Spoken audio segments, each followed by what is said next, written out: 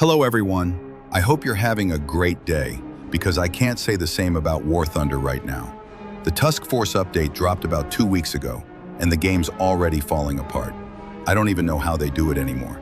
Every update is just breaking the game. Let's start with the biggest issue, the penetration system. It's a complete disaster. Gaijin somehow managed to break one of the most fundamental mechanics in the game. Sometimes shots just completely disappear. A lot of times when shots should penetrate, they just don't. I got a few examples on the Churchill right here. It's sad, to be honest.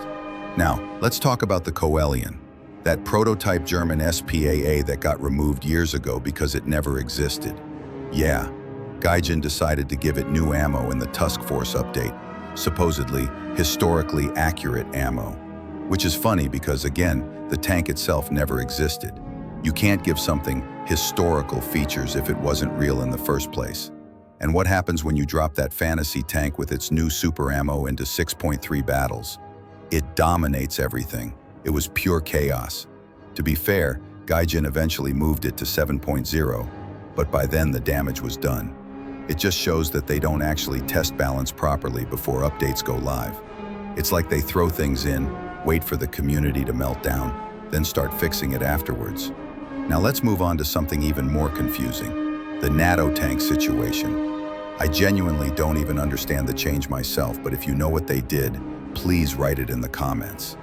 They changed something about how many HE or heat shells you need to carry to be ammo racked when hit in the ammo. I don't understand what they did, but large parts of the community is pissed. But let's move on to the highlight, the T-58. Now, don't get me wrong.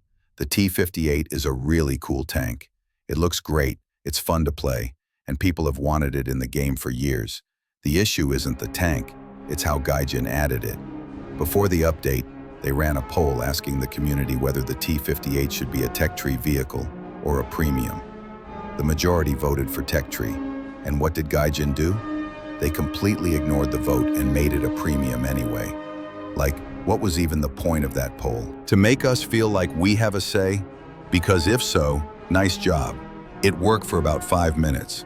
And of course, it's not just any premium. It's a powerful one. You can buy it, jump into battle, and start blasting. It's practically pay-to-win material. This whole thing just screams corporate laziness. Gaijin doesn't even hide it anymore. They'll ask for feedback, make a big deal out of community input, then toss it out the window the moment it conflicts with monetization. It's frustrating, because the community's been screaming for years about the same problems. Bad balance, broken mechanics, terrible communication, and constant premium spam. And it just keeps happening. Every single update. So what do we have this time? Broken penetration, fake historical accuracy, untested vehicle changes, and a completely ignored community vote. It's the full Gaijin package. I get it. Game development is complicated. Bugs happen, mistakes happen. But when it's the same kind of mistake over and over, at some point it stops being an accident and starts looking like a pattern. The sad part is, War Thunder's still an amazing game underneath all this garbage. The physics, the visuals, the attention to detail, it's all there. But it's constantly buried under bad decisions. And every time it feels like the game's heading in the right direction, another update comes out and knocks it 10 steps back. I fully get it. No game releases a major update without bugs.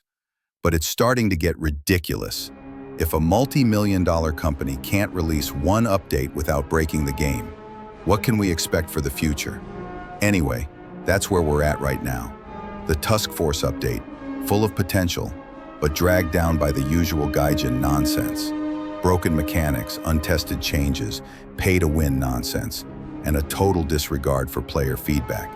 So yeah, that's my take on it. Please write your opinions or questions in the comments. I'd love to read or answer them. Lots of love. Midway Ash.